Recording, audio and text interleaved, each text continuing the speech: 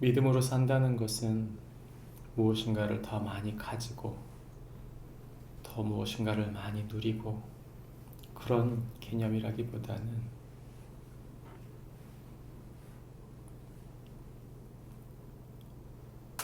얼음 바다를 지나가는 쇠빙선처럼 우리의 삶에 끊임없이 거쳐있는 문제들을 돌파해 나가는 믿음의 싸움이라고 볼 수 있습니다.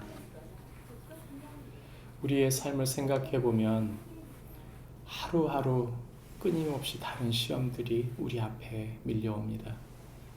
그 시험들 속에서 우린 때로 넘어지기도 하고 때로는 우리가 그것을 극복해내기도 하는 것이죠. 생각해 보면 인생이라는 것이 얼마나 피곤하고 힘든 것인지요. 그러나 주님은 우리가 그런 힘들고 어려움 속에서도 우리가 십자가를 지고 주님을 끝까지 따르기를 원하십니다. 주저앉고 싶고 타협하고 싶고 그저 세상이 말하는 대로 그저 세상이 원하는 대로 사는 것이 낫겠다 하는 생각이 들기도 하지만 결코 그렇지 않습니다. 왜냐하면 믿음은 싸움이기 때문입니다. 오늘 우리가 읽은 성경 말씀을 한마디로 조리면 이렇게 말할 수 있습니다. 성도는 교회 안에 들어온 거짓말 장애들과 믿음의 싸움을 싸우는 자이다. 성도는 교회 안에 들어온 거짓말 장애들과 믿음의 싸움을 싸우는 자이다 말해줍니다. 유다서는 초대교회 이후에 들어오게 된 교회 공동체 안에 들어온 거짓말을 하는 이들에 대한 이야기를 하는 것입니다. 어찌 보면 요즘의 신천지, 통일교, JMS 이런 이들과 다투는 것과 같은 것이라 볼 수 있습니다. 파렴치하고 하나님의 말씀을 비껴나고 복음을 왜곡하면서 사람을 신으로 만드는 그런 사람들을 말할 수도 있겠습니다만 또 하나 교회 공동체 안에 하나님이 말씀하고 있는 것 외에 다른 것을 쫓게 만드는 것입니다. 마치 우리의 기도가 다 이루어지는 것이 모두 하나님 뜻인 것처럼 이야기하거나 우리의 신앙생활 속의 주체가 하나님이 아닌 우리가 무엇인가를 해야 된다고 끊임없이 외치는 것은 하나님의 복음이 선명하게 드러나지 못하게 만드는 일이죠. 오늘 우리가 읽은 성경 본문에 나오는 이 이야기 속에 바로 그런 사람들이 등장합니다.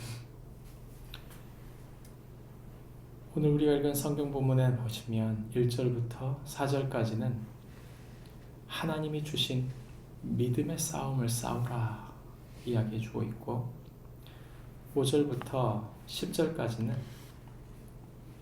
심판받게 될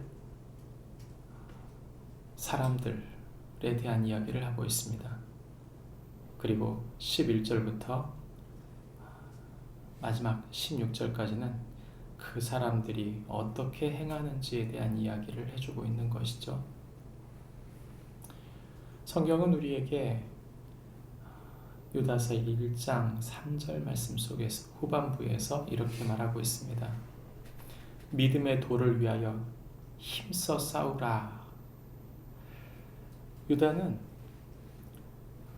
신앙 공동체의 성도들에게 믿음의 도를 위하여 힘써 싸우라는 말을 이전에도 했었고 그리고 내가 지금 너에게 다시 편지하고 있다 이야기하면서 이 이야기를 하고 있습니다. 왜 그렇습니까? 4절 말씀에는 그 이유를 설명합니다. 가만히 들어온 사람 몇이 있음이라.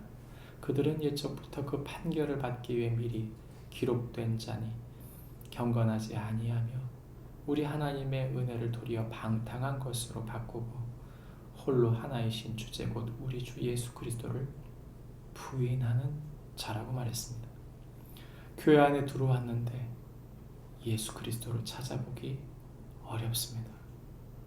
교회 안에 들어왔는데 은혜를 의지하여 사는 것이 아니라 세상을 추구하며 살고 있는 것입니다.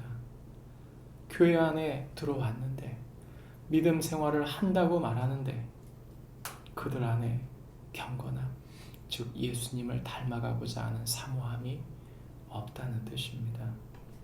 가만히 들어온 이 사람들은 이단일 수 있으나 사실 정확히 말하면 표류하고 있는 그리스도인들이라고 말할 수도 있습니다. 그러므로 믿음의 싸움을 싸우고자 하지 않는 사람들, 끊임없이 경건하게 살고자 예수님을 닮고자 믿음은 주님을 따르는 싸움의 삶이라고 생각지 않고 그저 일주일에 교회 한번 와서 좋은 말씀이지 하고 그냥 가버린다면 그것은 안타깝게도 믿음의 싸움을 싸우고 있지 않은 것과 같습니다. 성경은 또한 우리에게 말합니다. 이성 없는 짐승 같은 본성은 멸망한다고 말합니다. 우리가 읽은 성경 말씀에 보시면 이러한 심판받게 되는 사람들의 특징을 이야기할 때 이들은 육체를 더럽히고 권위를 업신여기고 영광을 비방하는 자라고 말합니다. 뿐만 아니라 9절과 10절 후반부에는 사람들이 무엇이든지 그 알지 못하는 것을 비방한다. 다시 말하면 비판을 위해서 비판하지 무엇이 진짜 본질인지를 생각하지 않는다는 것이죠. 어느덧 교회 공동체에 속하다 보면 정말 본질적으로 중요한 게 아닌데 중요한 게 아닌 걸 가지고 끊임없이 사소한 것을 가지고 상처받고 사소한 것을 가지고 무너뜨리려고 하는 경우가 있다는 것이죠. 또 그들은 이성 없는 짐승 같은 본성으로 아는 그것으로 멸망한다 그랬습니다. 고집입니다. 본능적으로 그것을 하나님 말씀에 비추어 생각지 않고 이성적으로 생각지 않고 짐승 같은 본능으로 그것을 생각한다.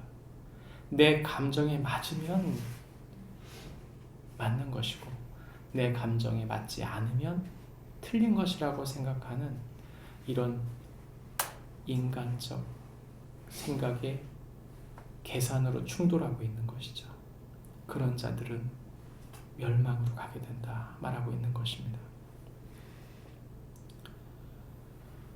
성경은 뿐만 아니라 우리에게 하나님의 심판은 경건치 않은 자들에게 있다 말합니다. 성경은 우리에게 여러 이야기들을 합니다. 특별히 가인에 대한 이야기를, 발람에 대한 이야기를, 고라에 대한 이야기를 하면서 여러 비유를 사용합니다. 암초에 대한, 자기 욕심을 따르는 목자에 대한 이야기를, 또한 가을 나무에 대한 이야기를, 그리고 물결을, 거품을 품은 물결에 대한 바다에 대한 이야기를, 또 흑암 속에 유리하는 별들에 대한 이야기를 하는 이유는 무엇입니까?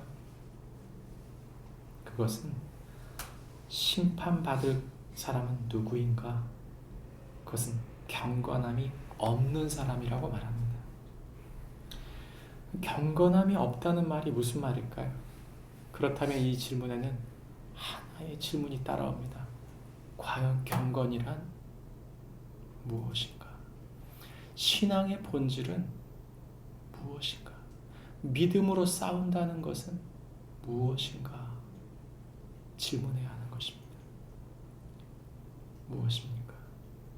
예수님께서 제자들에게 말씀하셨습니다. 누구든지 나를 따라오려거든 자기를 부인하고 자기 십자가를 지고 나를 따를 것이니라. 신앙생활이란 나를 깨는 것입니다. 자고 싶고 쉬고 싶고 편안하고 싶고 누리고 싶은 우리의 본성을 깨는 것입니다. 신앙생활이란 고난을 짊어지는 것입니다.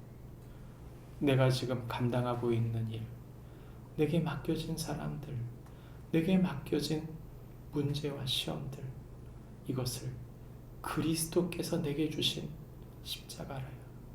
그것으로 믿고 그것을 감당해내는 것입니다.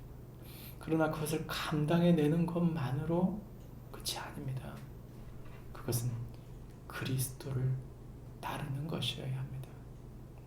이 모든 과정이 그리스도를 닮아가는 과정이고, 이 과정이 주님께서 우리를 하나님의 아들, 딸로 세우셨을 때 그 맏아들이신 예수 그리스도를 닮아가는 과정으로 예수님의 길로 받아들이고 주님의 모습으로 세워져 가야 하는 것이라고 설명하고 있는 것입니다.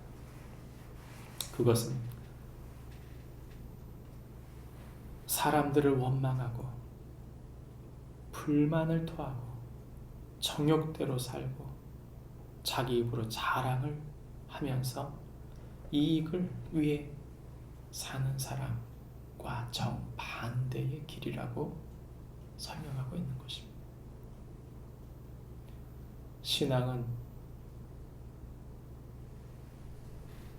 그 핵심이 하나님을 섬기는 것입니다.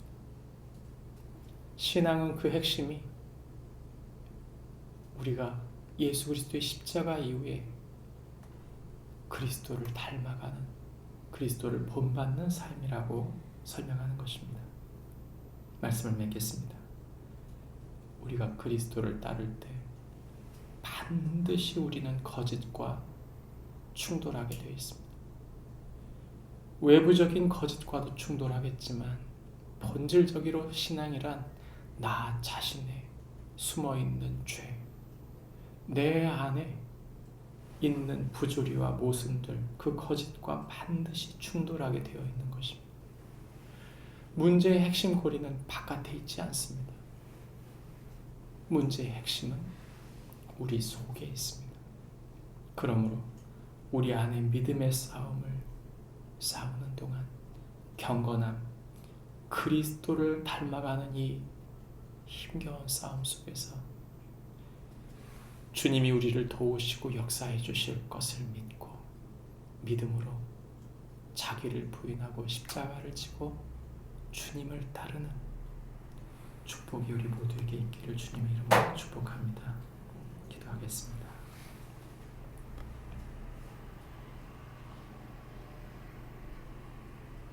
하나님 아버지, 우리의 삶은 무겁고 힘듭니다.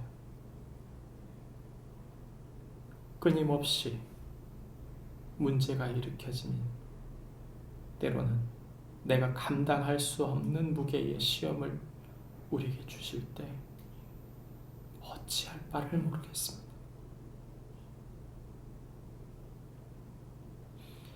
이 주님을 잘 아시는 주께서 오늘 우리에게 말씀하시는 줄 믿습니다. 믿음을 위하여 싸우라.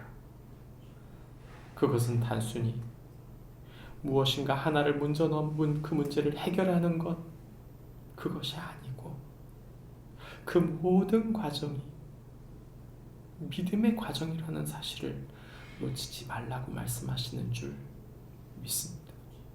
주님, 우리가 그리스도를 향하여, 그리스도를 위하여, 그리스도처럼 그리스도만 드러나는